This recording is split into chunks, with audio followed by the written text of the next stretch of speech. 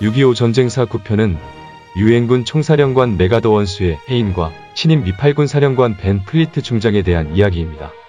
아울러 6.25 전쟁 최대 접전인 공산군 5차 공세, 그리고 국군이 패배한 사창리 전투와 영연방군이 승리한 가평 전투에 대해서도 살펴보겠습니다.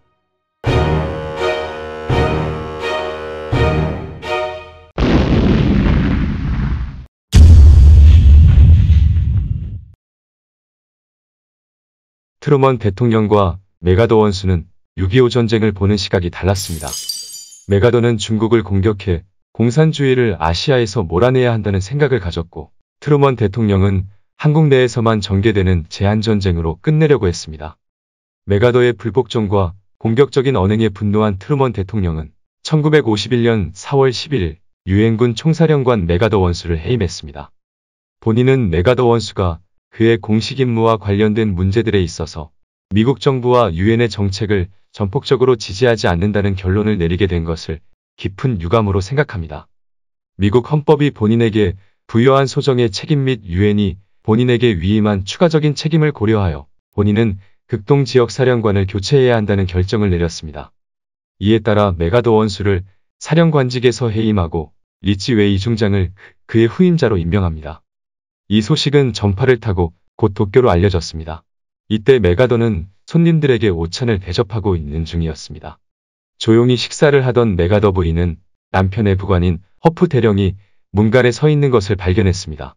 그녀가 손님들에게 양해를 구하고 밖으로 나오자 허프는 눈물을 글썽거리며 라디오에서 들은 소식을 전달해 주었습니다. 테이블로 돌아온 그녀는 남편의 어깨를 어루만지며 건너편에서 들을 수 없을 정도로 작고 부드러운 목소리로 소식을 전했습니다. 일순간 메가더의 얼굴이 굳어지고 침묵이 흘렀습니다. 잠시 후 아직도 자신의 어깨에 손을 얹고 있는 아내를 올려다보며 메가더가 부드럽게 말했습니다. 진이 마침내 집에 가게 되었구려. 메가더는 마치 아무 일도 없었다는 듯이 손님들과 계속 이야기를 나누었습니다. 육군 총참모장 겸 3군 총사령관 정일권 소장은 이 소식을 듣고 이승만 대통령의 관저로 즉시 달려갔습니다. 이승만은 눈물을 흘리면서 트루먼이 우리의 희망을 앗아갔어 라고 말했습니다. 정일권 소장은 그 희망이 조국 통일임을 알고 공감을 표했습니다.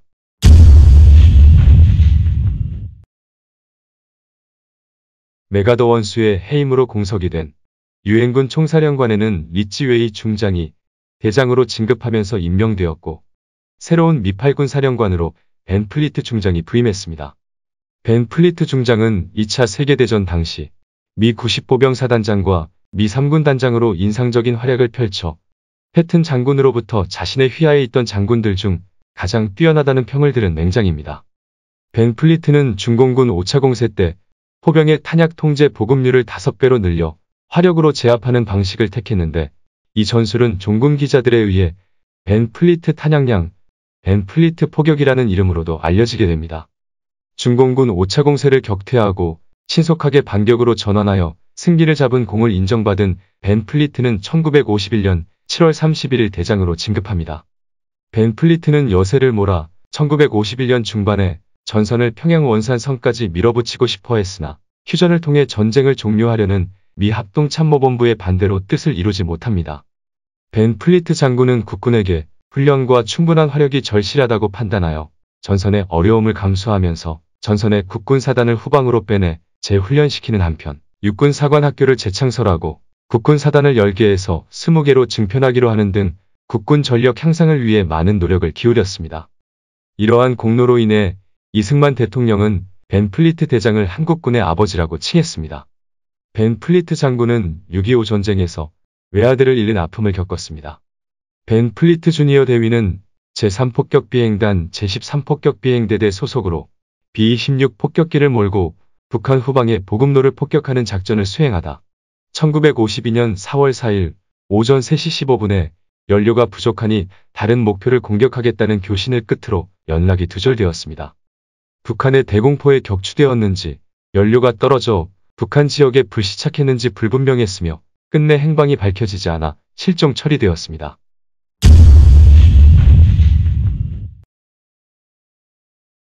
공산군의 4차 공세를 격퇴하고 북진을 계속한 국군 및 유엔군의 진격이 정점에 다다른 1951년 4월 21일 전투 배치 상황입니다.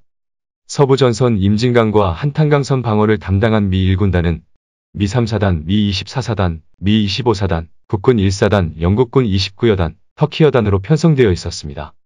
이 중 영국군 29여단은 미 3사단에, 터키여단은 미 25사단에 배속되어 있었습니다. 국군 1사단 학도병 연대와 전초부대가 개성과 석주리에 배치되어 있었습니다. 중서부전선 성룡산에서 유천리선 방어를 담당한 미 9군단은 미 1회 병사단, 국군 6사단, 영연방 27여단으로 편성되어 있었습니다. 한국해병 1연대가 미 1회 병사단에 배속되어 있었고 영연방 27여단은 예비대로서 가평에 있었습니다. 중동부 전선의 소양강 북쪽을 방어하는 미 10군단은 미 2사단, 미 7사단, 국군 5사단으로 편성되어 있었습니다. 미 2사단에는 프랑스 대대와 네덜란드 대대가 배속되어 있었습니다. 태백 산맥을 중심으로 내륙산악 지역을 방어하는 국군 3군단은 국군 3사단과 7사단으로 편성되어 있었습니다. 국군 3사단은 인제군 원통리와 한계령을 잇는 선에 위치했으며 예비대인 국군 7사단은 인제군 기린면, 현리 일대에 주둔하고 있었습니다. 동해안을 방어하는 국군 1군단은 국군 수도사단과 11사단으로 편성되어 한계령에서 간성에 이르는 선을 방어하고 있었습니다. 미 8군은 예비대로 미 1기병사단과 미 187 공수연대를 보유하고 있었고 한국 육군본부의 예비 전력인 국군 2사단과 8사단은 후방지역에서 공비토벌 작전을 수행하고 있었습니다.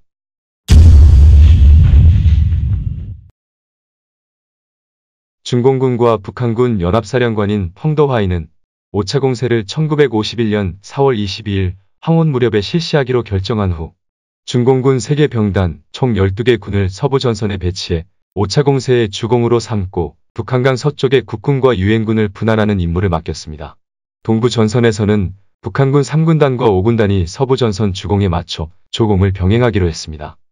주공인 서부전선에서는 중공군 19병단 3개 군과 북한군 1군단이 서쪽의 개성 문산 축선에서 국군 1사단과 영국군 29여단을 공격하고 중공군 3병단 3개 군은 중앙공격집단군으로 연천 전곡 동두천 축선에서 미 3사단과 터키여단을 공격하고 중공군 9병단 5개 군은 동쪽의 김화 포천 의정부 축선에서 미 25사단과 24사단에 대한 공격과 가평 화천 축선에서 미 9군단을 공격하도록 했습니다. 중공군 3병단이 중앙을 돌파하여 두 갈래로 공격의 물꼬를 트면 9병단과 19병단이 양 측면에서 돌파 우회 포위하여 국군과 유엔군을 섬멸한다는 계획이었습니다. 조공인 동부전선에서는 북한군 3군단과 5군단이 인제를 공격한 후 평창 강릉 쪽으로 진격할 계획이었습니다. 우익공격 집단의 북한군 1군단은 개성 문산 일대를 거쳐 고향 서울 쪽으로 공격해 서울을 점령하면 서울 수비 임무를 맡도록 했습니다.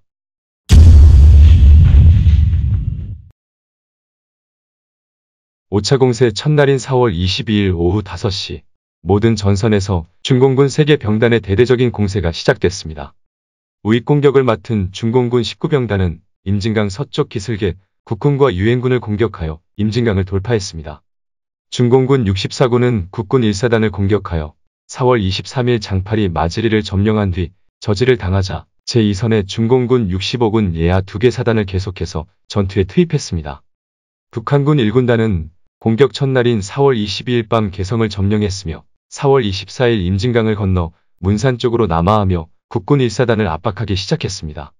중공군 63군은 영국군 29여단을 공격하여 가막산을 점령하고 전초부대를 돌파했지만 영국군 29여단의 강력한 방어에 부딪혀 공세기조가 둔화되었습니다. 이때 영국군 29여단 글로스터 대대의 방어전인 설마리 전투는 6.25 전쟁에서 가장 성공적으로 실시된 고립방어의 대표적인 전례로 전사에 기록되었습니다. 국군 1사단과 영국군 29여단은 중공군의 맹렬한 공격을 받았지만 문산 파평산, 신암리 설마리 일대에서 3일간 완강하게 버티면서 미 1군단 주력이 온전하게 철수하여 서울 방어를 준비할 수 있는 시간을 획득하고 군단의 명령에 따라 후방진지로 철수합니다. 중공군 19병단의 공격은 5개 사단 병력이 장파리 고토동 마지리의 북쪽과 임진강 남쪽 약 20평방킬로미터의 좁은 지역에 몰리게 됨으로써 낮 동안 유엔군의 포격과 폭격 등 집중 공격을 받아 많은 사상자가 발생해 공격 기세가 현저하게 둔화되었습니다. 중앙 공격을 맡은 중공군 3병단의 15군과 12군은 연천 전곡 축선을 따라 미 3사단의 공세를 펼쳐 한때 한개 연대를 포위하는 우회기동에 성공하기도 했지만 전차와 야포, 근접 항공 지원 등 유엔군의 강력한 화력 투사에 밀려 철수를 허용하게 되면서 점거 확대에는 실패하게 됩니다. 미 3사단 우측에서 중공군 12군의 공격을 받은 필리핀 대대는 진내 근접 전투까지 벌이는 격전을 치르며 새벽까지 진지를 고수해 미 3사단의 철수를 엄호했습니다. 중공군 60군 179사단의 공격을 받은 터키 이려다는 치열한 공방전을 펼치면서 진지를 고수했지만 측면으로 기동에 포위하는 중공군의 우회 전술에 걸리면서 철수 과정에서 큰 피해를 입게 됩니다. 미 1군단의 미 3사단, 24사단, 25사단 등 3개 사단은 진지 전방으로 중공군의 집결을 유도한 다음 근접 항공 지원과 호병의 집중 사격을 통해 최대한의 출혈을 강요하면서 우세한 기동력을 활용하여 축차적인 지연전을 펼치며 임진강 전곡 화천저 수지를 잇는 캔자스 선으로 철수하여 방어진지를 구축했습니다. 좌익 공격을 맡은 중공군 구병단은 26군, 27군, 20군 등 3개 군을 동원해 미 1군단 방어선의 우측방인 동쪽에서 진격을 시작해 미 24사단과 25사단을 정면에서 공격하는 3병단과 보조를 맞춰 이 두 개의 사단을 섬멸하기 위해 측면을 공격하고 40군과 39군은 미 9군단 방어선으로 진격해 미 9군단이 서부 전선으로 지원을 할 수 없도록 만들었습니다. 중공군 20군과 40군은 신속하게 방어선 깊숙이 파고들어 미 24사단과 국군 6사단의 타격을 가하면서 4월 24일 새벽에는 유엔군의 동서연결부를 분리할 수 있는 지점까지 전진했습니다. 중공군 39군도 미일 해병사단을 북한강 동쪽으로 밀어냄으로써 서부 전선에 대한 지원을 막았습니다. 우익의 중공군 19병단은 신속히 의정부 쪽으로 우회하라는 펑더화이의 지시에 따라 4월 25일 오후 6시 국군 1사단 영국군 29여단의 중요 방어진지를 돌파하고 진천리 칠봉산 등을 점령했습니다. 예하 64군은 도봉산까지 진출하면서 유엔군 후방의 위협을 가하기 시작했고 북한군 1군단은 4월 29일에는 서울교외의 북한산까지 진격했습니다. 중앙공격 집단인 중공군 3병단은 4월 28일 자일리 부평리로 진격했고 다음날 일부는 갈림 퇴계원 일대까지 나아가 서울에 육박하면서 한강 북쪽 기슭을 통제했습니다. 중공군 9병단은 4월 28일 주금산 추경산 청평천을 점령한 뒤 29일 일부 병력은 금대리 마서구리 일대까지 진격해 한강에 접근했습니다. 중공군의 대대적인 공세에 국군과 유엔군은 4월 28일 한강 북한강 소양강 남쪽으로 철수했습니다. 미 8군 사령관 벤 플리트 중장의 명령에 따라 미 1기병사단이 서울로 이동한 뒤 서울 주위에 치밀한 화력 통제 지대를 만들어 서울을 방어하기 위한 진지를 구축하자 펑더화이는 서울 북쪽의 상대를 공략할 기회가 사라졌다고 보고 4월 29일 공격정지 명령을 내렸습니다.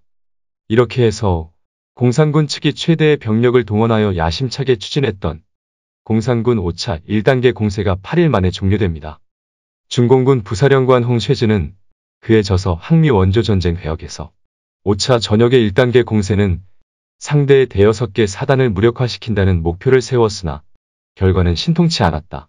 상대의 방어선을 돌파한 뒤 배후를 제대로 차단하지 못해 상대의 역량을 무력화시킬 수 없었던 것이다 라며 5차 전역에서도 중국 인민지원군은 병사들이 양식 탄약을 등에 짊어지고 전투를 할 수밖에 없어 공격의 주도권을 잡았으면서도 일주일간의 공격으로 그친 아쉬움이 남았다고 밝혔습니다.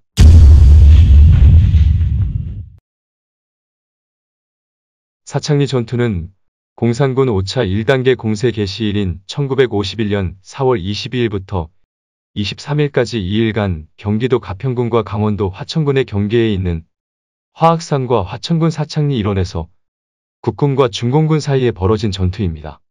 중공군 구병단 20군 예하 64단과 40군 예하 124단 등 두 개 사단이 4월 22일 국군 6사단 섬멸을 목표로 대대적인 공세를 시작하였습니다.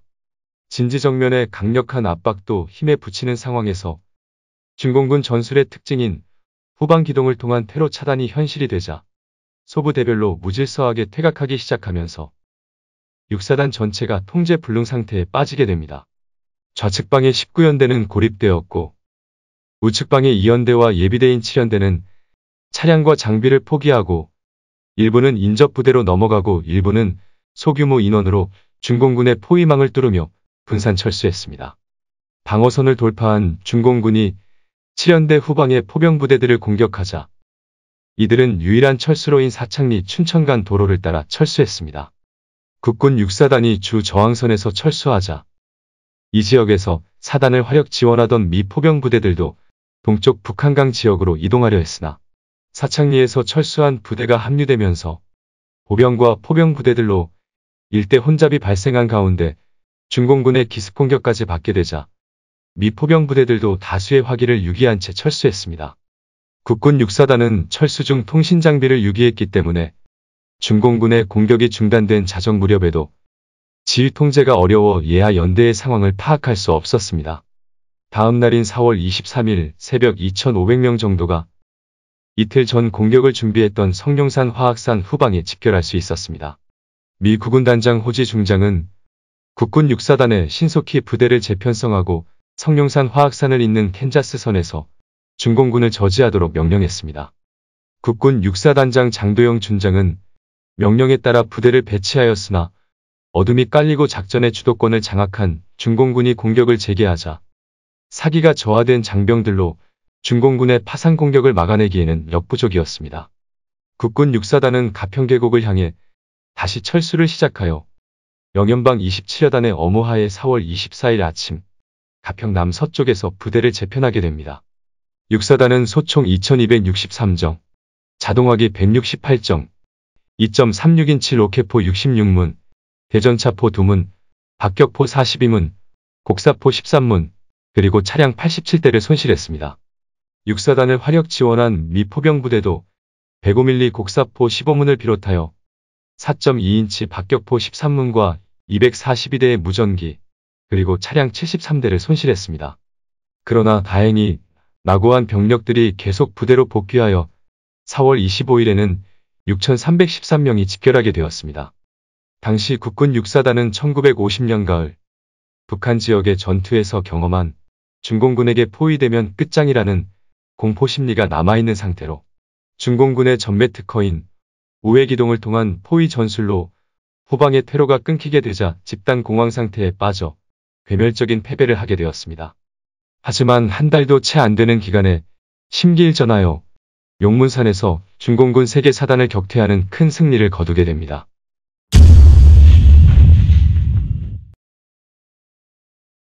가평 전투는 1951년 4월 23일부터 25일까지 영국군 미들섹스 대대, 호주군 왕립연대 3대대, 캐나다군 프린세스 패트리샤 2대대, 뉴질랜드 16포병연대로 구성된 영연방 27여단이 사단 병력을 동원한 중공군의 공세를 치열한 공방전 끝에 격퇴한 전투입니다. 중공군 40군 118사단은 국군 6사단을 추격하면서 가평군 죽둔리 504고지의 호주군 대대를 먼저 공격하여 격렬한 전투가 다음 날까지 이어졌으며 호주군 대대는 수적인 열세에도 불구하고 중공군에게 큰 피해를 안기며 진지를 사수한 후 영국군 미들섹스 대대 뒤로 물러나 방어진지를 조정했습니다. 영국군과 호주군은 이 전투에서 40%의 병력이 손실되었지만 뉴질랜드 포병대의 적극적인 화력 지원으로 위기를 극복할 수 있었습니다. 공격이 답보 상태에 이르자 중공군은 공격의 활로를 찾기 위해 가평 남쪽에 677고지의 진지를 구축한 캐나다군으로 공격 방향을 전환하여 밀어붙였지만 중공군의 주특기인 야간 공격에도 불구하고 별다른 소득이 없이 공세가 저지되자 중공군 20군이 4월 25일 가평 북쪽으로 철수하면서 가평 전투가 종료되었습니다.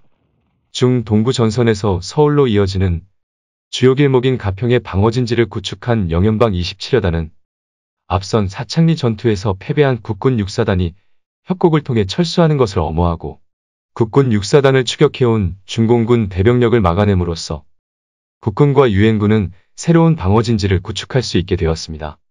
서부 전선을 공격한 중공군이 국군과 유엔군의 강력한 방어에 막혀 더 이상 남하를 하지 못하는 동안 우회기동부대였던 중공군 구병단이 가평을 점령하고 경춘국도를 따라 계속 진격했다면 중공군의 5차 공세는 전혀 다른 방향으로 전개될 수도 있었습니다.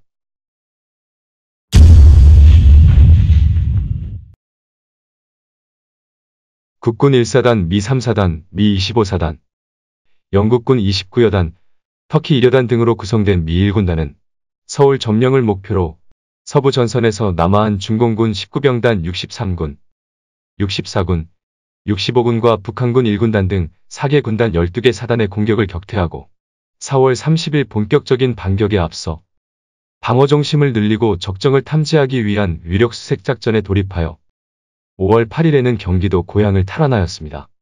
중부 전선에서는 국군 9사단 30연대가 5월 7일부터 10일까지 4일간 공산군 5차 공세 시 북한군 6사단에 빼앗긴 강원도 인제의 매봉과 한석산을 공격해 탈환하였고, 동부 전선에서는 국군 1군단 예하 수도사단과 11사단 20연대가 5월 8일부터 13일까지 진행된 설악산 부근 전투에서 북한군 5군단 예하 6사단과 12사단을 격퇴하는 등 전 전선에서 느리지만 고르게 반격을 계속했습니다.